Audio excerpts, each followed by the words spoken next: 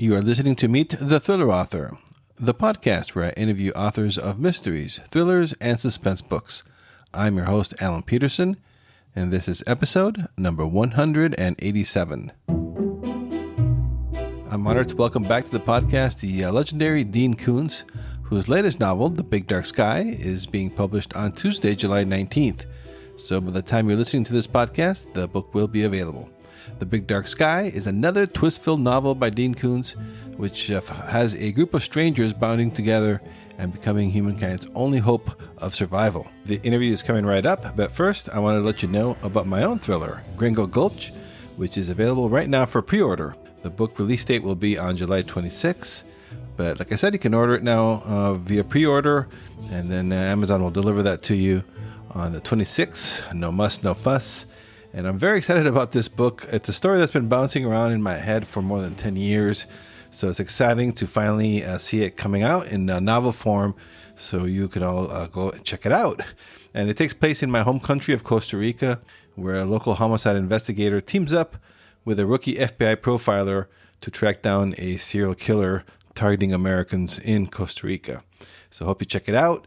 It's called Gringo Gulch, and you can go to thrillingreads.com/26 and learn more about it from there. So I hope you give it a shot. All right, so here is my interview with Dean Koontz. Hey everybody, Alan Peterson here with Meet the Thriller Author, and I'm so excited to have Dean Koontz returning to the podcast. Thank you so much, Dean, for coming back. Good to be there. Let's see if I make any sense at all.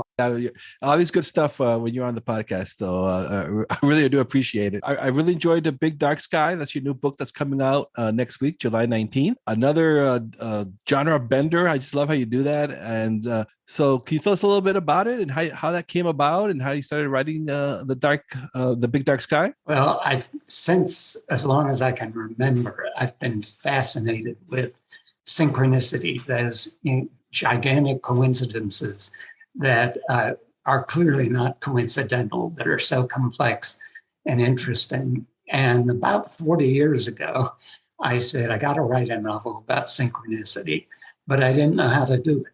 And every time I stopped and thought about it, and brooded over it, I couldn't find a way to pull it off or to raise the issue that the world, what appears to be coincidence and synchronicity, is actually evidence that the world is structured just like quantum mechanics says it is, that on the lowest of all levels, reality is spider silk. It's very fragile and nothing behaves by any rules, which is a strange thing to accept.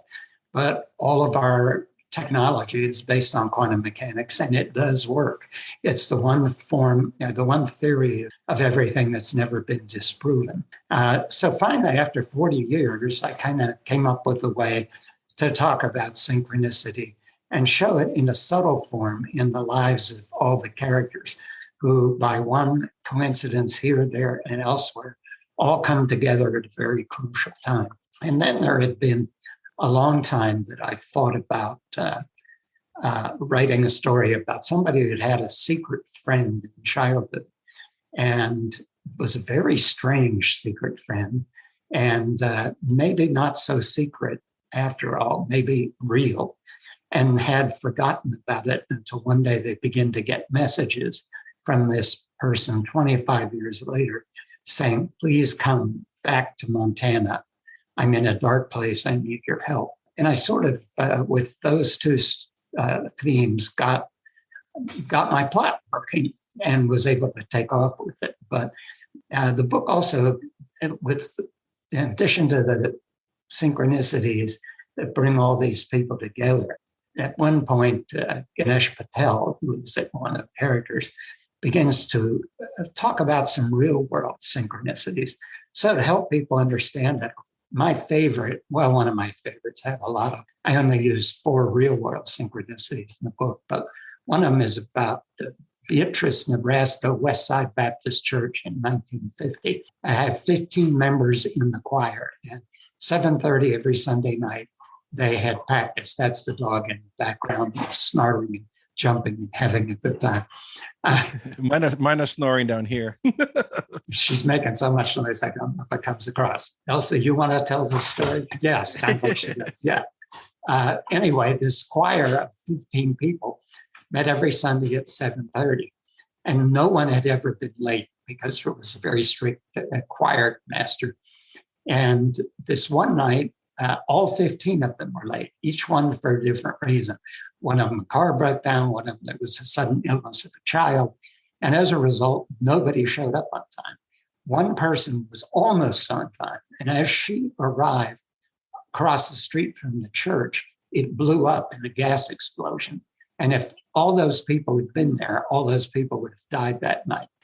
When you start looking at that sort of synchronicity, that coincidence, a word coined by C.K. Jones, by the way, C.J. Jones, it begins to say, yeah, okay, the world is really mysterious and that things work on a level beyond our comprehension. And so I wanted to touch upon that in this book and also throw a lot of twists and turns at you with kind of sizable casts. So I had fun. I hope the reader has fun. Yeah, no, it's a fantastic, it was a fantastic read. I really enjoyed it, and it's so fascinating that you've been having this idea for so long. Once it all clicks in, because I know you're famous, you don't use outlines or anything like that. Once it clicks in for you and you start to write it, how long does it take you before you're like, okay, this is gelling well, I think I'm going to be able to take this all the way through? I was a little concerned about this one as I was writing it because there were so many balls in the air. There are essentially two villains, and they're equally nuts. I like the book list gave us a very nice review and said that the one villain is totally wackadoodle, but absolutely compelling. And I thought, yep, he is totally wackadoodle, but I hope compelling. But he was so dark, and elements of it kept coming in and getting darker and darker. And I thought, okay, is there going to be enough light in this to guide us through in a good kind of way? And then there's a computer hacker character whom I like, and his girlfriend, and Ganesh Patel, who comes into it, and all have a certain humor about what's going on with him. And then, of course, the bad guy actually is unconsciously amusing. He doesn't know he is, but that's a way I kind of deal with many villains. So there were the moments when I thought, well, is this one going to work or not? But I think it was about in the midpoint. I thought, okay, I think I don't have to worry about that. Whether it turns out to be wonderful or not, I won't know until it's done, but at least I know I'm going to be able to finish it. Oh, wow, that's fascinating. So you go pretty deep in. So like, 50,000 words or so? You're still kind of not sure? Or? Yeah. Those are the ones you get really nervous about. I tend to be sure somewhere around 15,000 words that this thing is gelling and coming together. But I think it had to do with the number of characters. I have this thing about even walk-on characters. I like to paint them pretty detailed. For instance, you meet a guy named Harley Spondauer fairly early in this book, pretty much a ne'er-do-well, and something pretty astonishing happens to him. And he never reappears in the story again, but he gets like 10 pages. And I had to give him the 10 pages and I had to get to know him. And I'm kind of like that. I think when you have just walk-ons in a novel whose purpose is simply to get you from X or from K to L, K to L, and that's all they're there for. It becomes transparent to the reader that all of this is kind of manipulation. But if the characters come through and they're rounded and complete in their own little stories, it all feels more real to me. And as a consequence, when it's a novel with a cast like this, you begin to wonder, can you get this all done within some reasonable length? Fortunately, it was done and came out, and so far I think it's being well received. So. And then with your characters too, it's so amazing because, like I said, you're famous for not using outlines, but the way you develop your characters is kind of organic as a process for you as well, isn't it? Because I know like some of the courses say, you have to do these deep dives and this big profile on the characters before you start to write, but you don't do that either, don't you? No, I don't. I find the characters come alive faster and better if I let them have flexibility about who they are. I did things like that very early in my career. And I found out that I didn't really follow it. If I would have followed it, what you're really doing is giving characters a series of traits. If you don't know the character yet, you can sit and brood about them and say things like, well, here's the appearance of the character, and here's what their psychology is, and here's why their psychology has gotten here. But that's kind of artificial. And then when you get into the story, if you compel them to stay within that narrow vein of what you conceive, you're sort of giving up the opportunity to let them blossom into something more and more interesting. So I've just thought, okay, let's just go with it. I know my character had this tragedy. The lead character, Joanna, she had this double tragedy in her childhood. And it's 25 years later, and it still on some level affects her. But it's 25 years, and I'm not one of those writers who says, okay, because this happened to somebody at 8 years old, now when you're 35, it's still the dominant influence in life. I don't really think life works that way. I had a pretty traumatic childhood. And while I realized things about myself that endure, that kind of came out of that childhood, I've not been totally shaped by it. So I just like to give them we'll see who they are, let them show me, and then see where they go and how they respond to certain plot developments that come along, and then they shape themselves. And we talked a little bit about the villains for writers. That's an important part of a book, isn't it? Is the villain, not to make it like a cartoon or something like that? Yeah, it's you don't want a Mike Myers Dr. Evil with a white cat on his lap. Very funny, but you don't want to try to get away with that novel. My villain in this, Asher Uptime, he's one of the villains. I won't say who the other is, because the other remains cloaked through most of the novel. You know he's out there, but you don't know who he is or exactly what he is. And Asher, however, is right there in your face. He has a lot of scenes on his own. And he is a complete misanthropic guy. He hates all humanity and thinks the planet would be much better if everyone just died. And that's unlikely to happen. So it's Asher's attempt to make sure it happens. He has this glorious vision of being the last living human being down the road and having been responsible one way or another for having taken everyone out. And he's pretty wackadoodle, actually. Yet there are people in the real world who actually believe this and actually would like to see it happen. So I wanted to get into the psychology of that character. Came up with a few little things you learn about them. You go, whoa. One of them, I won't give it away, fairly early on, that makes him a very committed guy to his philosophy. And when he reveals it to this woman he's holding captive, it's kind of a chilling moment. You think somebody who's capable of that could be capable of doing anything, including eradicating humanity. So, yeah, you need a villain that you can believe in, even as strange as he may be. And I found sometimes the stranger they are, the more believable they are, as long as you're not using anything you've seen in a movie or that easy way of painting the villain.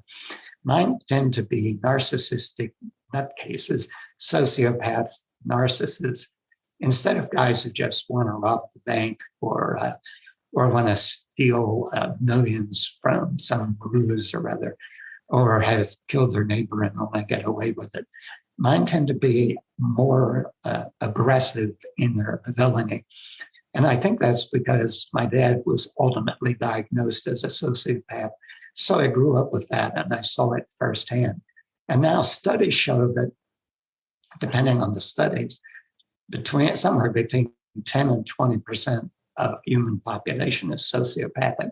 I sometimes think it's a little higher than that. And that means there's plenty of them out there. So we've got a choice of villains if you want to go that way. Yeah, there's pretty big, heady subjects in this in the novel. Is that something when you're writing, you're like trying to, because there's like big subjects and big ideas, but you still need to make it entertaining and fast moving, and you do that. How Does that just come naturally for you, or is that from experience? Kind of curious how that works for you. It's partly experience, I think, but also one of them is, I would say it's something that's absolutely true in film writing too, but not often thought about so much when people are writing novels.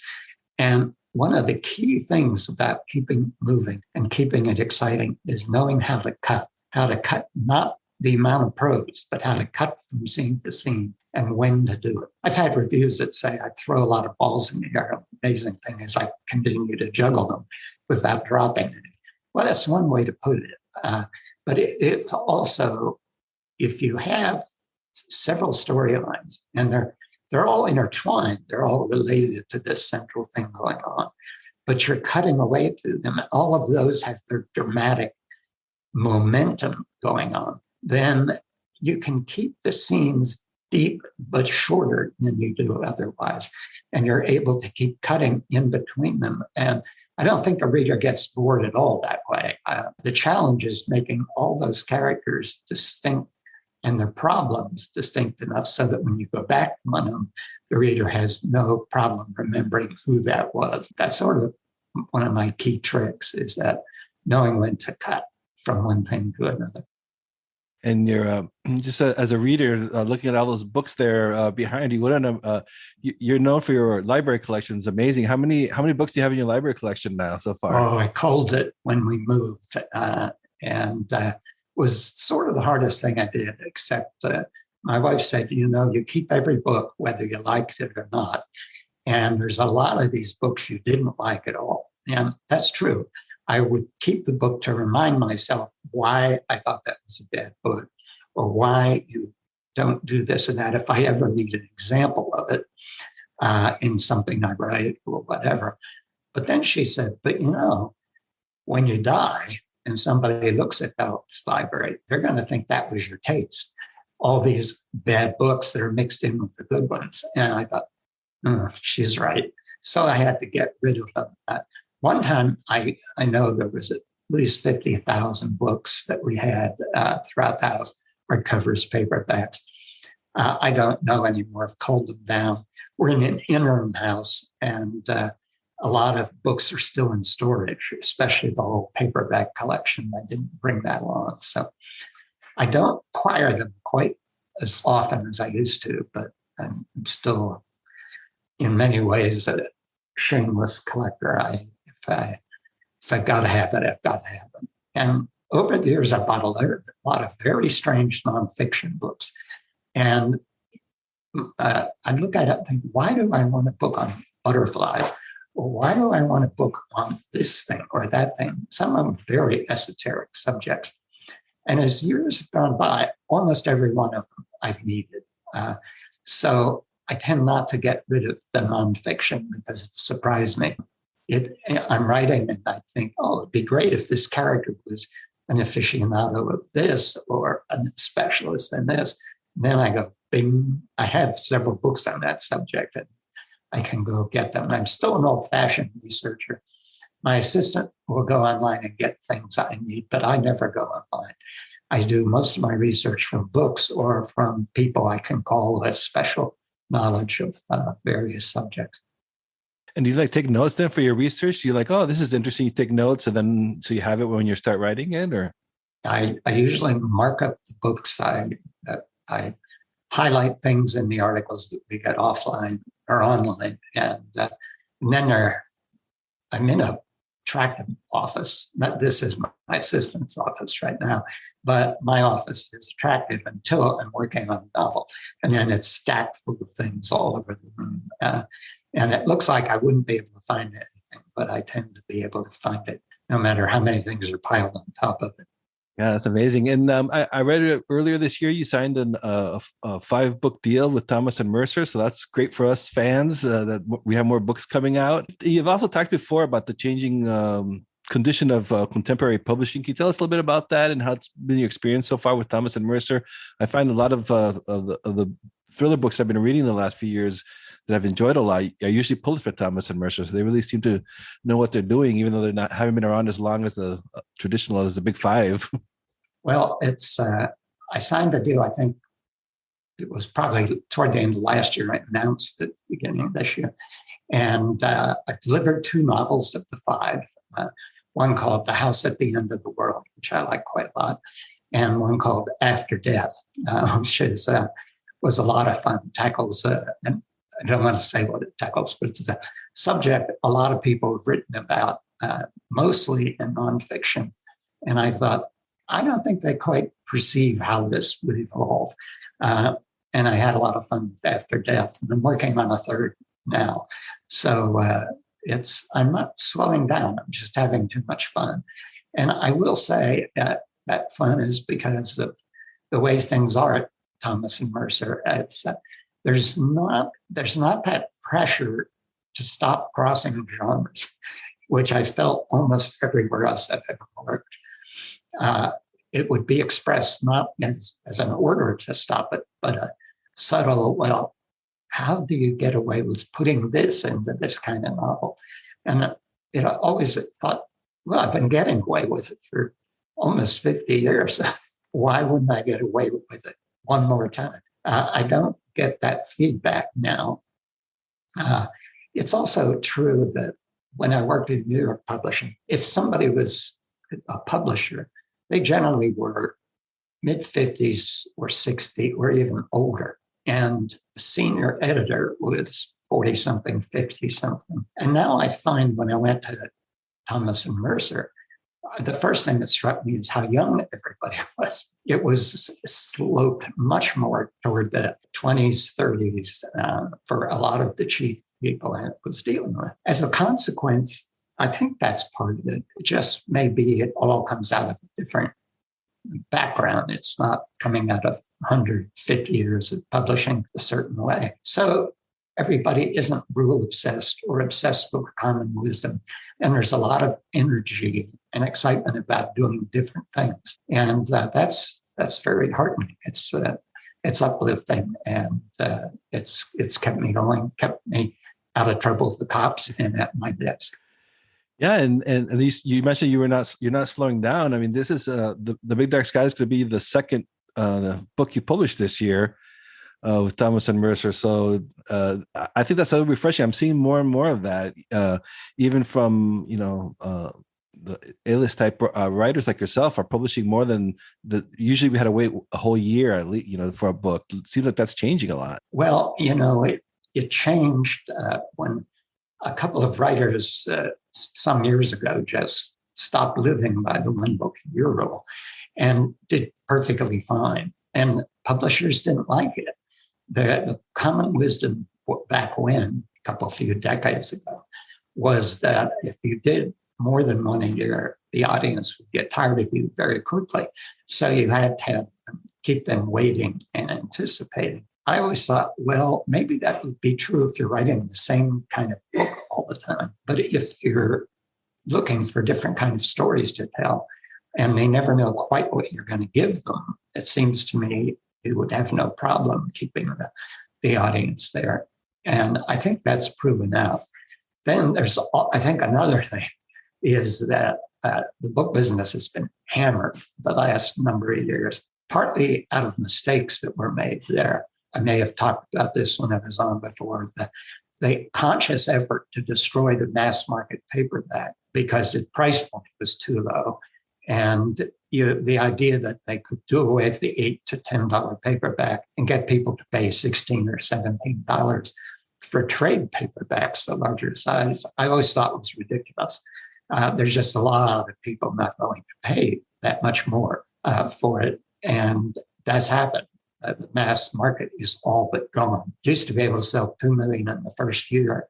Now I see you had to sell a few 100,000 to be at the top of the list for a week.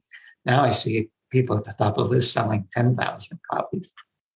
That's how bad the mass market is. It's not widely distributed anymore. And they made that happen. Well, the trade paperback never made up for it, and neither has ebooks entirely.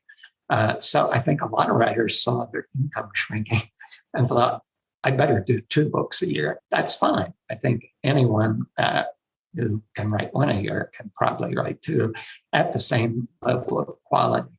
Many of the writers back when I was starting. And even before I started on it as a reader and writers I liked a lot, we're not writing one book a year. They were writing, Donald Westlake would write a Donald Westlake novel, and he'd also write a Richard Stark novel.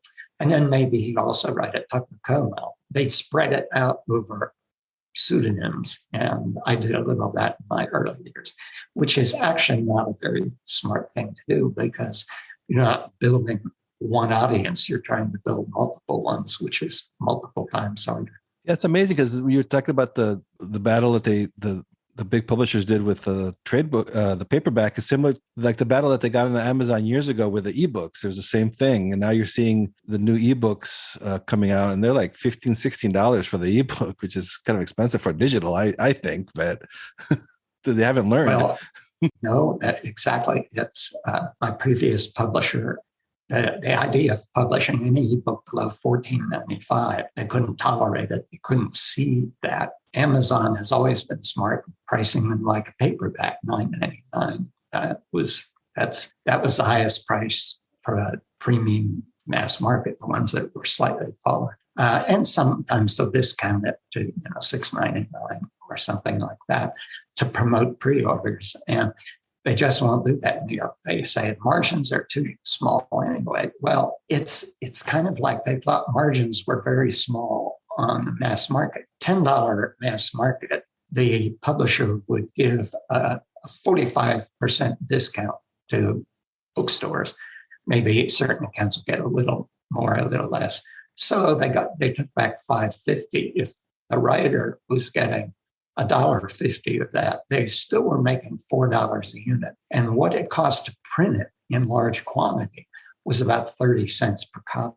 Then there's some distribution. Some copies were taken back. They were returnable. But in the end, they were clearing $3 a copy, I would guess somewhere around there. And if in my case, they were selling 2 million the first year, that's a considerable amount of profit to turn your nose up at and think that, we'll make much more if we just charge a lot more. It doesn't work out that way. You price people out of it. And there's a fear, it seems to me, that if they price like Amazon does, that they will sell the same number and then they'll make less money. But what I think we see is that when you lower that price, you sell more and you make more. And it seems like a no-brainer, but it's still basically Amazon takes that approach. Now, it's fair enough to say that Amazon is a company with enormous number of revenue streams. So if they do take in less on something they're publishing, that is more something they can handle because of the breadth of all their businesses. So to be fair to publishers, that's also true. And as I was reading, I'm excited about this, that you have several projects that are in development for the screen, including Devoted and Elsewhere. Just kind of curious how that's going, and what's your take on seeing Hollywood adapting your work? How's that? You always hear horror stories and funny stories. How's it been for you? Horror stories that are also funny. The horror stories end up being funny in retrospect because there's so much foolishness in that business. And they can it can infuriate you at the time. But then subsequently, I have a story about the development of Midnight that I've used sometimes when I do public speaking, and it gets a lot of laughs. But at the time, it didn't strike me as terribly funny. It was only in retrospect. And right now, I went 14 years without an agent because I'd had too many agent problems over the years. And after those 14 years, my attorney said, the business is changing so much, you have to get agents. And I said, yeah, but I haven't been fortunate about that over the years. And he recommended somebody, and I've been with this attorney for 30 years. And so I said, all right, I'll try it. They turned out great. They brought in a woman work with them as the film agent. And she's been excellent at putting me with a different quality of producer, which might make all the difference in this. And so we've got Devoted is in good hands, Elsewhere in good hands. I heard there's a potential now for a series, moving to series on that. I believe it all when it actually begins to film. The Jane Austen novels were plays. I've seen the pilot script, and it's phenomenal. The strange thing was they wanted to move the whole series to Europe, and the pilot script was set in Europe. And subsequently, a lot of people that had taken it to said, we like this, but it should be set in the US. So now the script is being mushed around a little to make it the US. And Jane is very quintessential American character. So, but the writer did such a brilliant job that it would have worked filming it all over Europe. So that one I'm kind of feeling good about. The name of the story is have been placed with production group for a starring vehicle for Henry Golding, who was the star of Crazy Rich Asians and is widely thought to be one of the next big things. And I really liked him in anything I've seen him performing. So he could be really cool in that. And so we've got, and then The Good Guy and Velocity are in the hands of another producer, showrunner, writer, who is excellent, and I think is soon to produce finished script on that. So we'll see. All these things are in the development phase, but I'd be astonished if one or two or three of them doesn't end up actually into production. And then at least one of them has to be something I like. We'll see. Yeah, that's exciting. It's exciting to hear that. Okay, Dean. Well, I want to thank you so much for your time. Pleasure talking with you. The Big Dark Sky comes out on July 19th, and I highly recommend the listeners to go get that. But thank you. Thank you so much for taking time to talk to us today. Well, thank you for having me there. Now, go play with the dog. Thank you for listening to Meet the Thriller Author.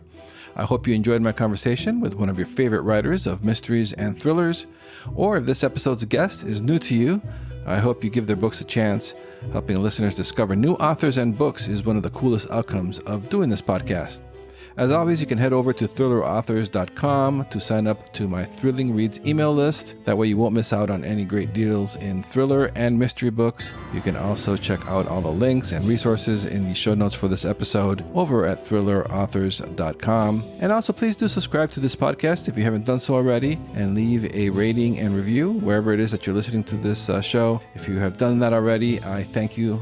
I really do appreciate your support. For my other links to my author website, social media haunts, and more, check out thrillingreads.com/links. All my links will be on that page.